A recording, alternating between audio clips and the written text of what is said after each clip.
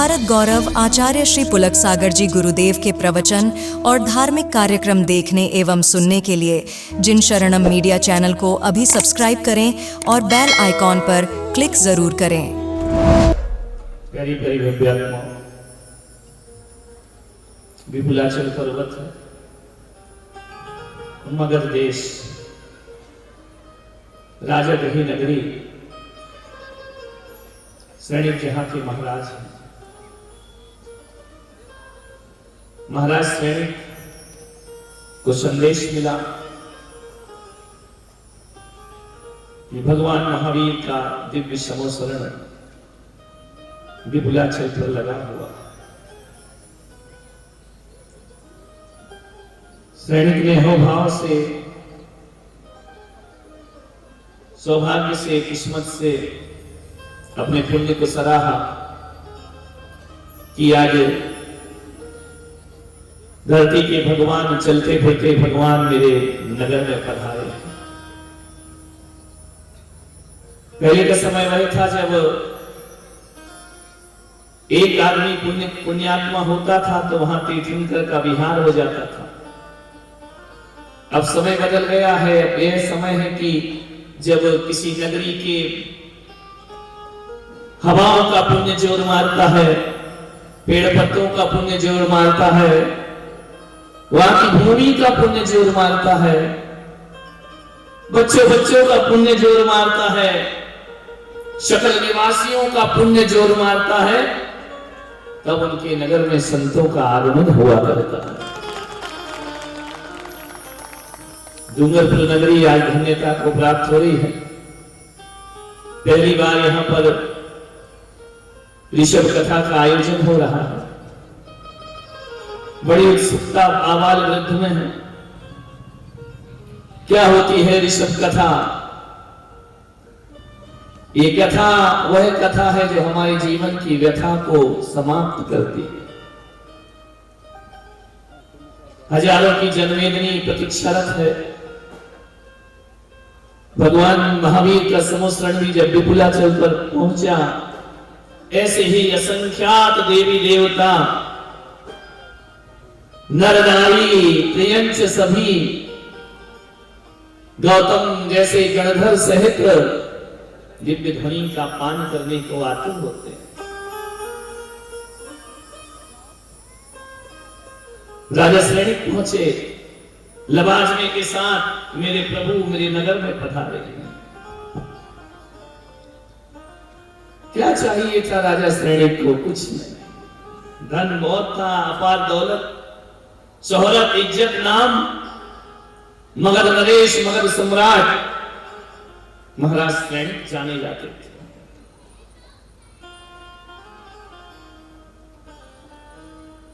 समोसरण में गए, भगवान को प्रणाम किया, नयन जल छलक गए भगवान का दिव्य दर्शन स्वरूप देखकर।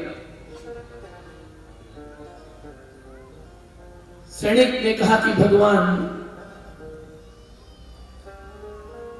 निवेदन किया कि भगवान,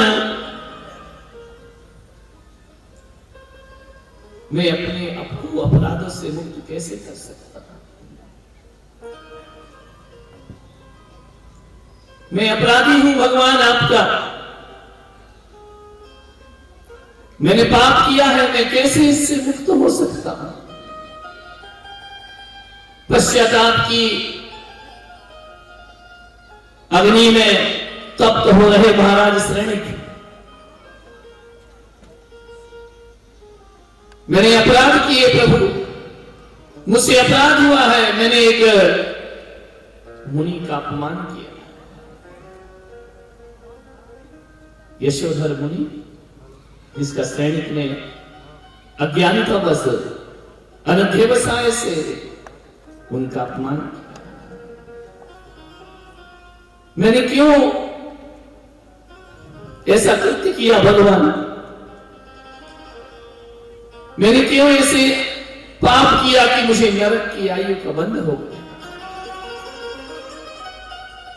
उसके पीछे किसी का दोष दिखाई नहीं देता है, मेरा ही दोष है। डूंगरपुर वालों ये बात मानकर चलना, जो अज्ञानी होते हैं वो दूसरों को दोष देते हैं, वो जो ज्ञानी होते हैं वो सारा दोष अपने ऊपर ले लिया करते हैं।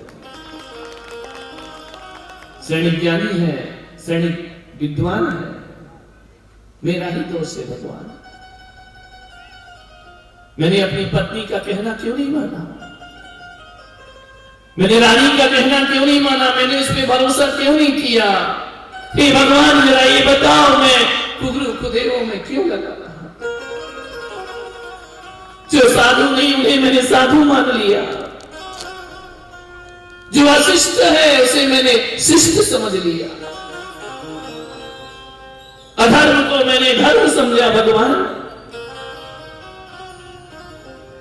चेला के सदगुरु की प्रशंसा नहीं की, मैंने उनकी परीक्षा करने का प्रयास किया। मैंने ऐसा क्यों किया? हर आदमी कृत्य के बाद पछताता है। हम भी शब्द बोलते हैं, उसके बाद जीवन भर पश्चाताप हमारे साथ होता है। आदमी कृत्य करते समय कुछ नहीं सोचता है, बाद में उसे सत्य का जब ज्ञान होता है तो पश्चाताप उसके जीवन में लगता है। सैनिक प्रश्न है, मैंने क्यों संतों की परीक्षा ली, मैंने क्यों उनका निरादर किया। साधु वेशधारी अन्यमति का मैंने आदर किया, इसका परिणाम मुझे भुगतना पड़ेगा। संत वध के विचार मैंने अपने अंदर लाए, मुनि वध के विचार लाया, मैंने क्षमता की परीक्षा की। मान्यवर ये कहानी केवल राजा सैनिक की नहीं, ये कहानी आपकी और हमारी भी हो सकती है। अफसोस है इस बात का कि पहले के जमाने में शिक्षक विद्यार्थी की परीक्षा लेता था, गुरु विद्यार्थी की परीक्षा, शिष्य की परीक्षा लेते थे। अब जमाना बदल गया, अब शिष्य गुरु की परीक्षा लेते हैं। माहौल बदल चुका है। ये ऋषभ कथा अपने अतीत का स्मरण करने का सब अवसर तुमको प्राप्त हुआ। मैं नारकी हुआ, नरकगामी, मेरा विचार मेरा कर्म बन गया। तुम जो सोचते हो, जो बोलते हो, वो एक दिन कर्म में परिवर्तित हो जाता है। और जो कर्म बनता है ना, वह कर्म किस्मत का रूप ले लिया करता है। मान्य भाई, मैं ही मेरा भाग्य विधाता हूं। ये भगवान ऋषभदेव की पावन कथा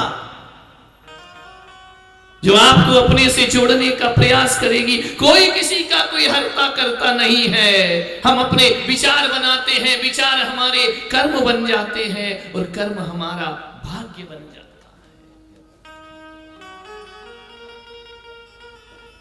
विचार करिए, यदि ऋषभ कथा ना होती तो क्या तुम यहां बैठे क्या कर रहे होते इस समय? वही घर का थारा मारा, मेरा तेरा, लड़ाई झगड़ा विवाद, वही खाना पीना नाश्ता, पेपर अखबार, दुकान, घर गृहस्थी, देवरानी जिठानी, इसी में तुम्हारा जीवन बीत रहा था। महिलाओं का क्या कहना? सीरियल देख देख के आंसू बहाए, नाटक देख देख कर आंसू बहाए, टीवी देख देख कर आंसू बहाए। जो दृश्य देखते हैं उसमें तादात्म्य हो जाया करते हैं। अपनी जिंदगी के दुख कम थे जो सीरियल के दुख और सिर पर उठा लिए थे। अपनी समस्याएं कम थी। मालूम है तुम्हें डूंगरपुर वालों, करगिल में इतने शहीद हुए, कोई नहीं रोया। तुलसी का पति मिहिर मरा, पूरा हिंदुस्तान रोया। ये हमारे जीवन की कहानी है। एक प्रकाश और एक रोशनी और एक आवाज में हम इतने खो जाते हैं कि हम अपना तादाद उन कलाकारों से बना लिया करते हैं। मान्यवर सैनिक दूसरों के लिए नहीं, अपने लिए आंसू बहा रहे।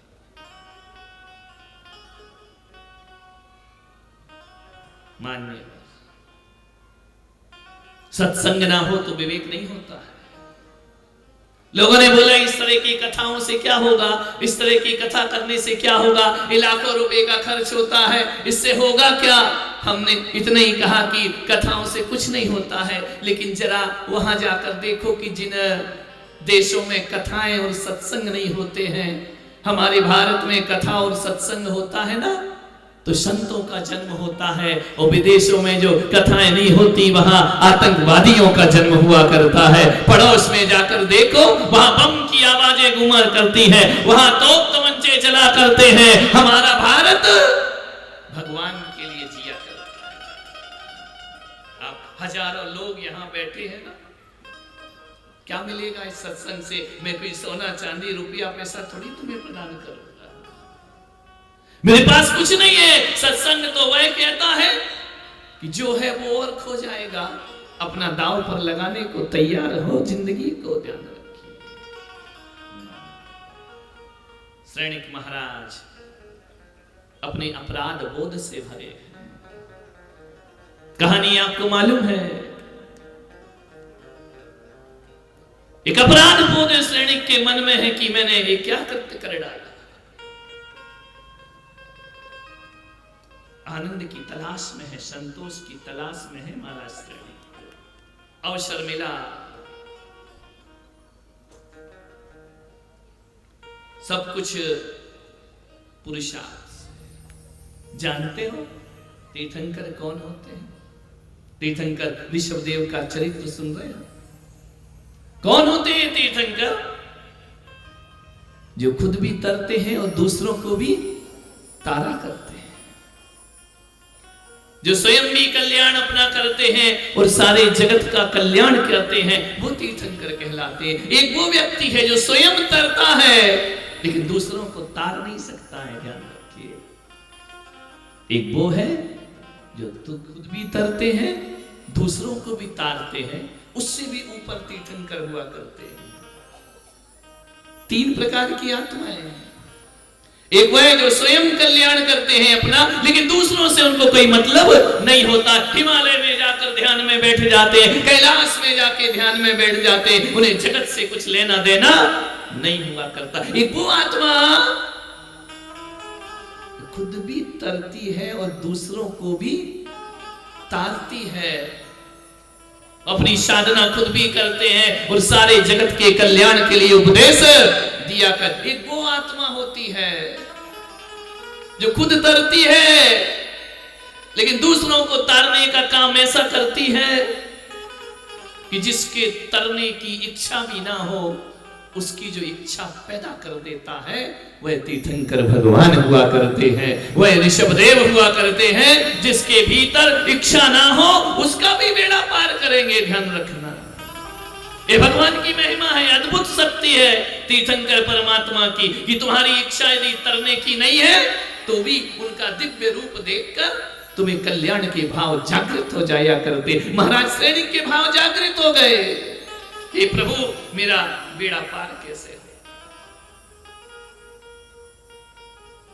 क्या देंगे, क्या लेंगे भगवान? विदेश जाओ तो बहन कहती है एक अच्छी घड़ी लेकर आना, भाई कहता है लैपटॉप लेकर आना, पत्नी कहती है महंगा मोबाइल लेकर आना, बेटा कहता है मेरे लिए अच्छे कपड़े लेकर आना। लेकिन जब राजा श्रेणिक समोसरण में आए ना, तो महारानी चिलेना ने कहा जाओ परमात्मा का आनंद लेकर आना, परमात्मा का दिव्य स्वरूप बटोर करके लाना। ये जगत की भौतिक चीजें, ऋषभ कुल में वंश लिया हमने, मानते हो, जानते हो? ऋषभदेव के कुल में तुम्हारा जन्म हुआ है। किसके वंशी हो तुम? इक्ष्वाक वंश में हम पैदा हुए, भगवान ऋषभदेव के वंश में पैदा हुए। अरे जैनियों, तुम्हें अपने आप पर गर्व होना चाहिए कि हम तीर्थंकर के वंश में हमारा जन्म हुआ है। साधारण नहीं है हम। अपनी कीमत समझो, अपना सौभाग्य समझो। ना जाने कितने कितने जन्मों की इच्छाएं बटोरे हुए, कितने जन्मों की व्याधियों को बटेरे हुए, कितने जन्मों के दर्द को बटोरे हुए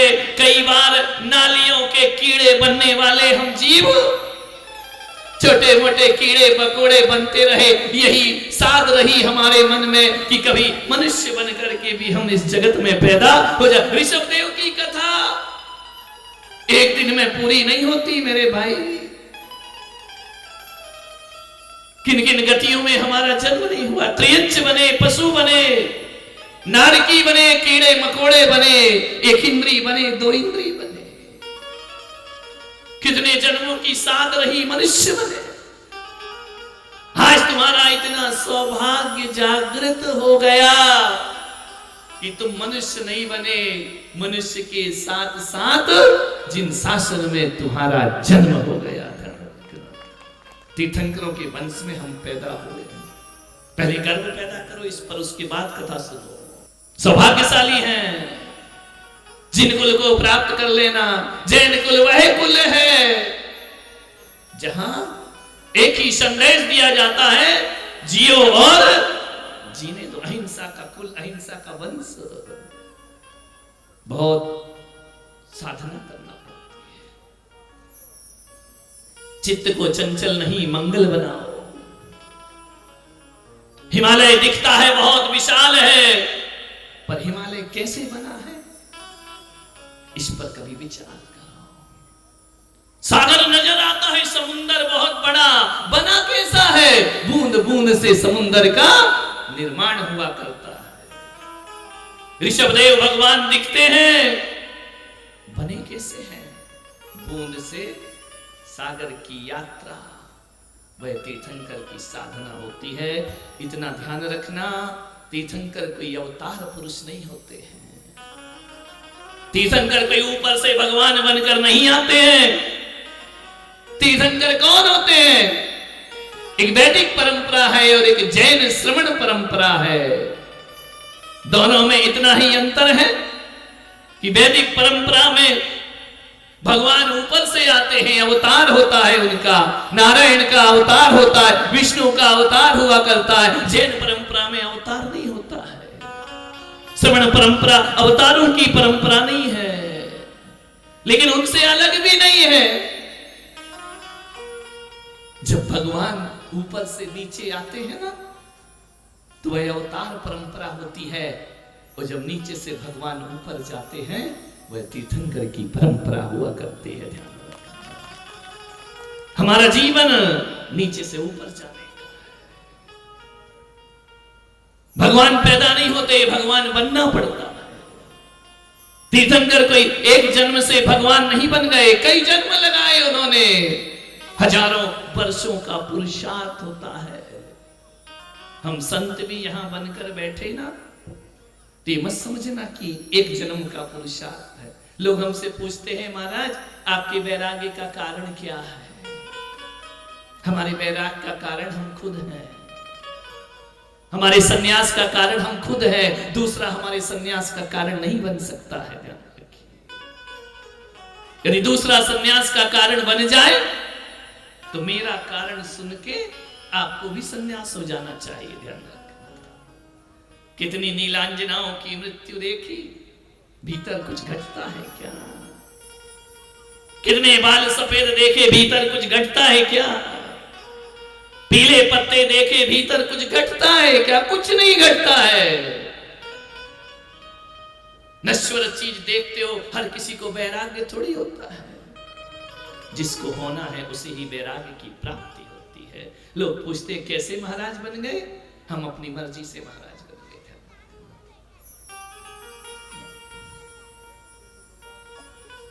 विचार करिए, बूंद से शुरू हुई ऋषभदेव की कहानी। मान्यवर तीर्थंकर बहुत महान होते हैं।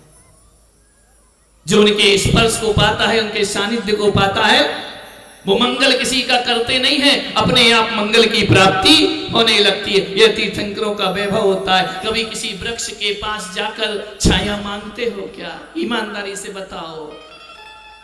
गर्मी के दिन में किसी वृक्ष के नीचे गए तो क्या बोलोगे? हे वृक्ष मुझे छाया दे, बोलोगे क्या?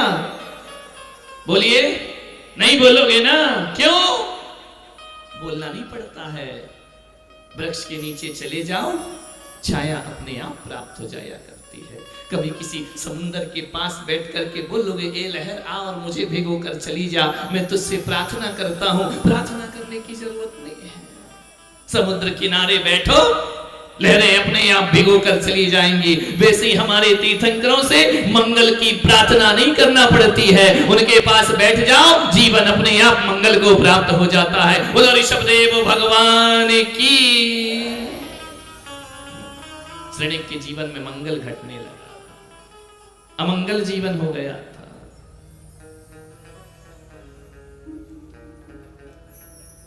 मान्य कभी कोई शिल्पी पत्थर से पूछता है क्या कि तुझे भगवान बनाऊं कि नहीं बनाऊं? कभी कोई कुम्हार मिट्टी से पूछता है कि तुझे घड़ा बनना है या नहीं बनना है? मिट्टी को यदि नहीं भी बनना है तो कुम्हार उसका घड़ा बना दिया करता है। वैसे हमारे तीर्थंकर हैं, वो ये नहीं पूछा करते हैं कि तेरा कल्याण करूं या नहीं करूं, तुम्हें करना है या नहीं करना है। तीर्थंकर के पास जाकर कल्याण अपने आप होने लगता है। माँ बाप भी अपनी औलाद को श्रेष्ठ बनाना चाहते हैं या नहीं? बोलो डूंगरपुर वालों, ये बड़े बड़े हार पहनकर बैठे हो, चाहते हो या नहीं अपनी औलाद को श्रेष्ठ बनाना? बोलिए, चाहते हो ना? पीछे वालों, चाहते हो कि हमारी औलाद निकृष्ट निकले? कैसी होना चाहिए हमारी औलाद? अच्छी होना चाहिए ना? बना पाते हो क्या? विचार करिए। एक शराबी बाप भी अपने बेटे को शराबी नहीं बनाना चाहता। एक चोर भी अपनी औलाद को चोर नहीं बनाना चाहता है।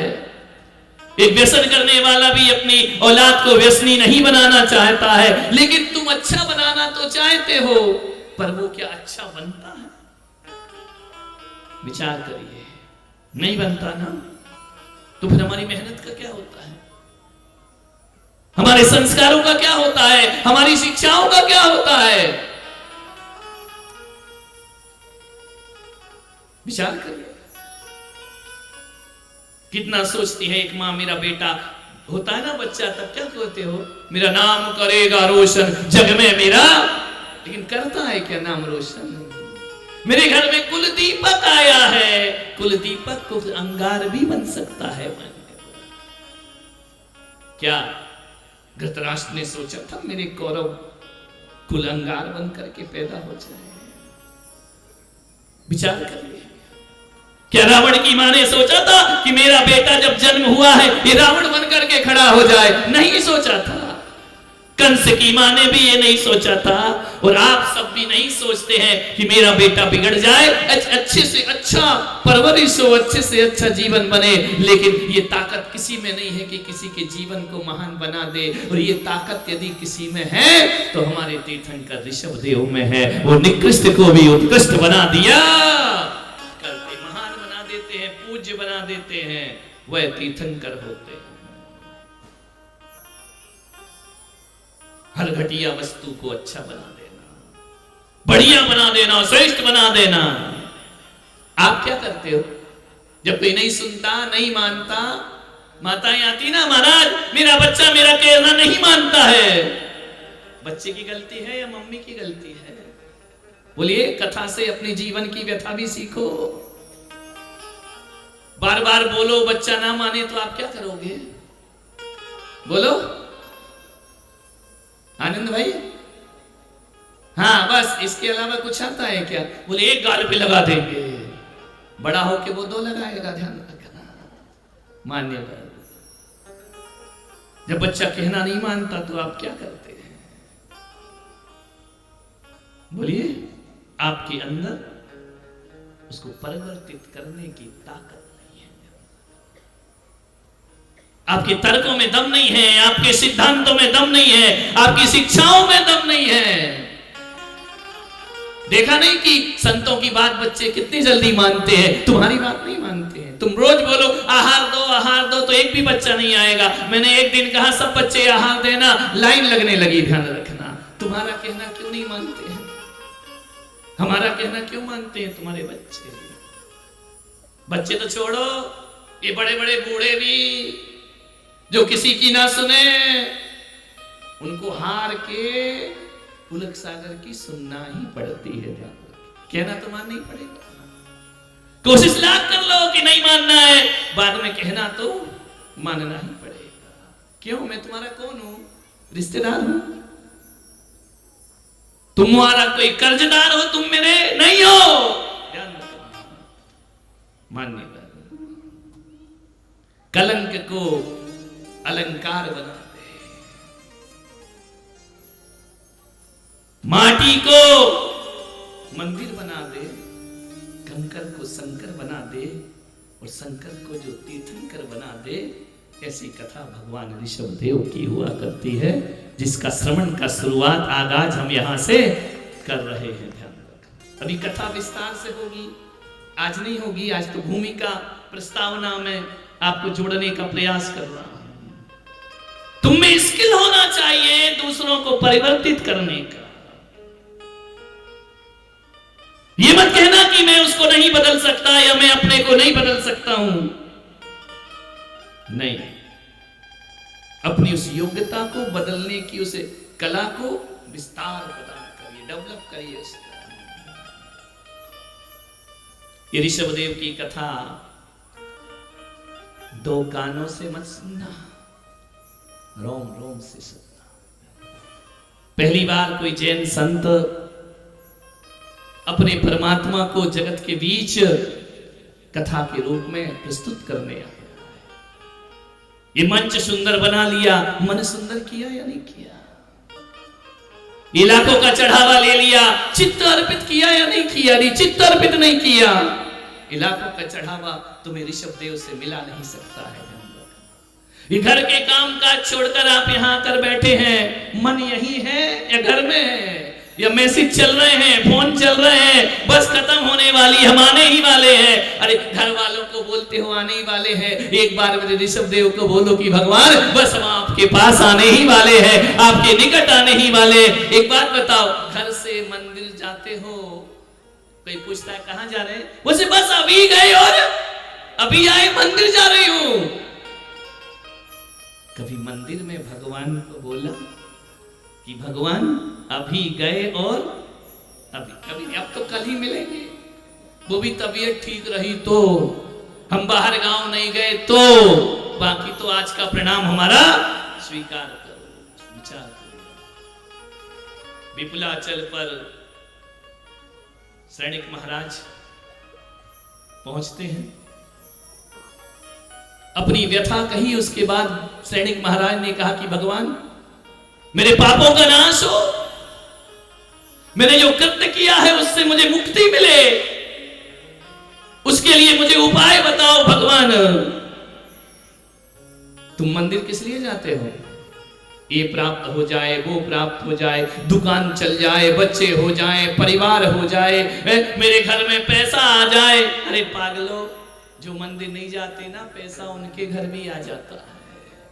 जो मंदिर नहीं जाते, बच्चे उनके घर भी पैदा हो जाते हैं। जो मंदिर नहीं जाते, धन दौलत वो भी कमा लेते हैं। जो मंदिर नहीं जाते हैं, मकान वो भी बना लेते हैं। अमेरिका के लोग मंदिर थोड़ी जाते हैं, तुमसे ज्यादा धनाढ्य है, ध्यान रखना। तो क्या सोचते मंदिर से ये ठीक रहे प्राप्त होती है? नहीं मेरे भाई, मंदिर से ये थोड़ी पाना है, भगवान के पास से ये थोड़ी हमें प्राप्त करना है अपने जीवन में। क्यों जाना मंदिर? क्यों करना परमात्मा की पूजा?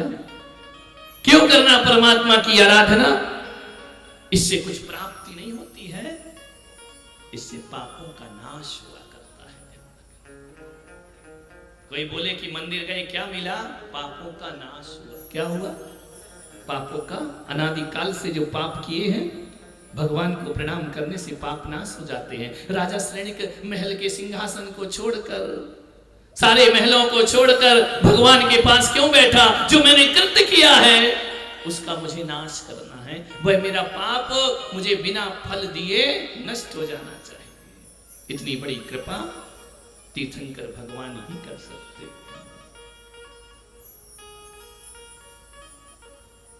जाकर कहा कि भगवान, आपसे पहले भी कोई तीर्थंकर हुए क्या? भगवान महावीर ने कहा, मुझसे पहले 23 तीर्थंकर और हुए हैं।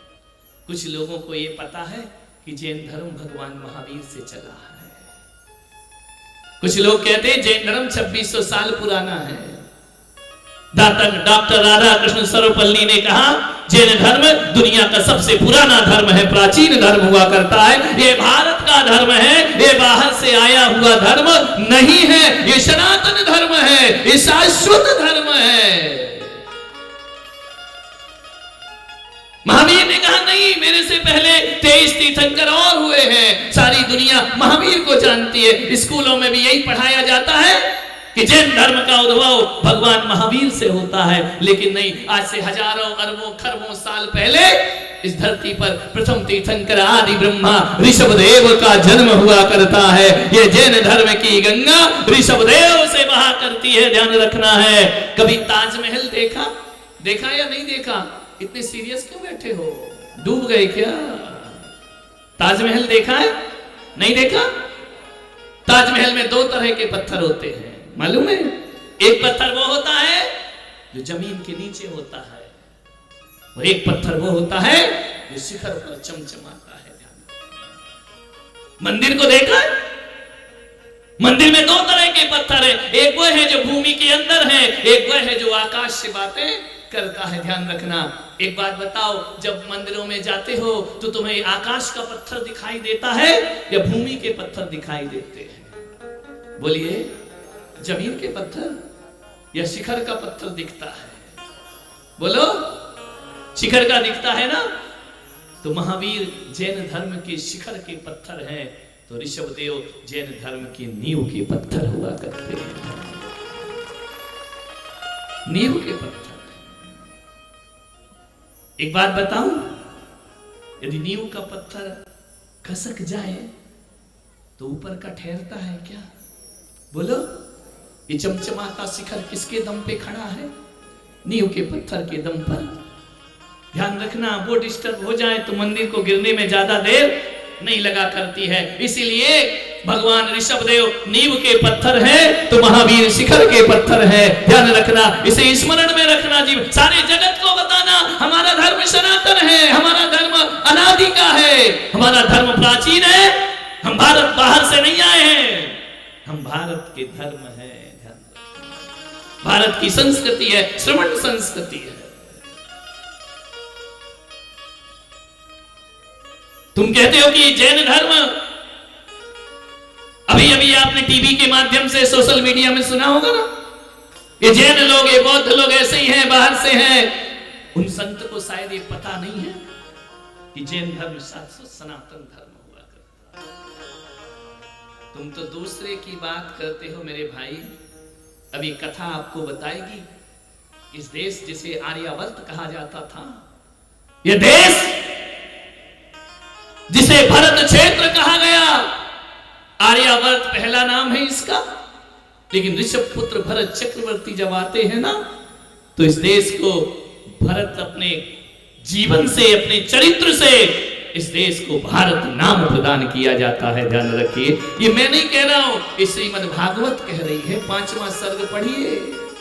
ऋषभदेव का इतना सुंदर वर्णन भागवत जी में कहा है। सनातन परंपरा का एक पूज्य ग्रंथ है भागवत। भागवत कथाएं होती हैं, ऋषभदेव का चरित्र, ऋषभदेव का वैभव भागवत ग्रंथ में जाकर के देखो। ऋषभदेव की तपस्या को देखकर भागवतकार कहते हैं कि ऋषभदेव जैसी तपस्या केवल ऋषभदेव ही कर सकते हैं, दुनिया में किसी और की ताकत नहीं। उनके पुत्र से इस देश का नाम भारत पड़ा है। हम उस परंपरा में जीने वाले लोग। ऋषभदेव राम, जैसे राम को सारी दुनिया मानती है, सारे हिंदू ग्रंथों को उठाकर देखो तो ऋषभदेव का वर्णन उसमें प्राप्त हुआ करता है। ऋषभदेव जगत पूज्य है, ऐसा महान वैभव उनका। तुम जानना चाहते हो ऋषभदेव कौन है? चाहते हो या नहीं? चाहते तो दोनों हाथ उठाओ ऊपर कि ऋषभदेव कौन है। जिसके वंश में हम पैदा हुए उनको ही नहीं जानते। हैं, उनके बारे में हमको कुछ खबर नहीं है। जैसा तुमने हाथ उठाया ना, वैसा राजा श्रेणिक के मन में आया। उन्होंने गौतम से पूछा कि हे भगवान, जब भगवान महावीर से पहले 23 तीर्थंकर और हुए, तो मैं आज राजा श्रेणिक आपसे प्रथम तीर्थंकर का चरित्र सुनना चाहता हूं। ये कथा का आज आह्वान हो रहा है, कथा शुरू नहीं हुई है अभी। मुझे भगवान ऋषभदेव का चरित्र सुनाइए। ये महान जीवन आए काल चतुर्थ वही पल आए। सब बोलिए, सबको सुनाई दे रहा होगा। आनंद के साथ भगवान का पावन चरित्र है। आए काल चतुर्थ वही पल, आए काल चतुर्थ वही पल, महावीर आए विपुलाचल, महावीर आए विपुलाचल, ओ सुनत वीर विपुलाचल आए। सुनत वीर विपुलाचल आए। श्रेणिक महाराजा उठ धाये। तालियों के साथ, आनंद के साथ अपनी जुबान को अमृत बनाओ। भगवान की वाणी है, भगवान का चरित्र है।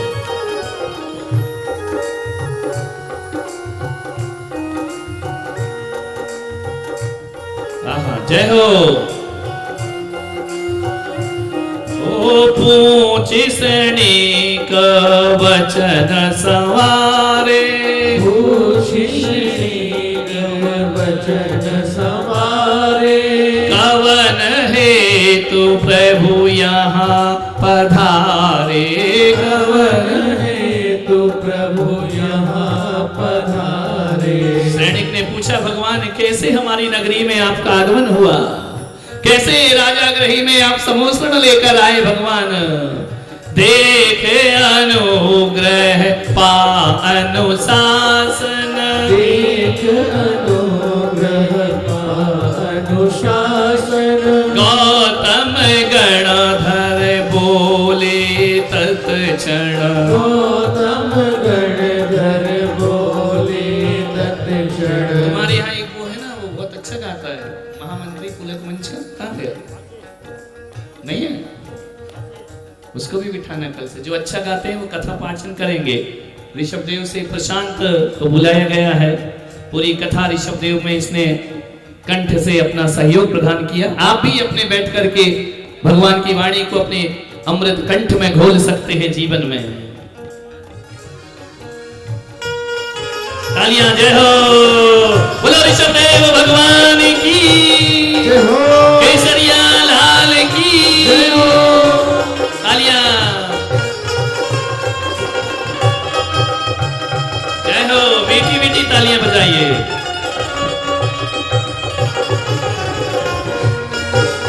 जय हो।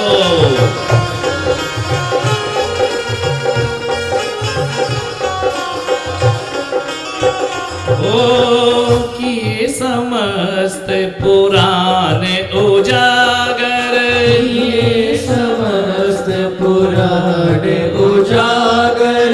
दिए सभी प्रश्नों के उत्तर, दिए सभी प्रश्नों के उत्तर। ओ ऋषि प्रणीत इतिहास पुराना, ऋषि प्रणीत इतिहास पुराना। हाथ भी ऐसे चला रहे हो जैसे बहुत थक गए हो, बहुत भूख लग रही है, नाश्ता पानी नहीं किया है, अपने हाथ बोझ लग रहा है, उठ नहीं रहा है।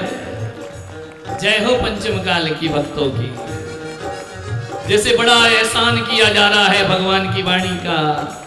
आनंद में उमंग में डूब जाना चाहिए। भगवान की पावन कथा पापों का नाश करती है। जो श्रवण कर लेता है, कहा जाता है कोयल तो क्या, भगवान की कथा किसी कर्कश कौवे से भी सुनो तो भी जीवन में आनंद समेट लेना चाहिए। जय हो।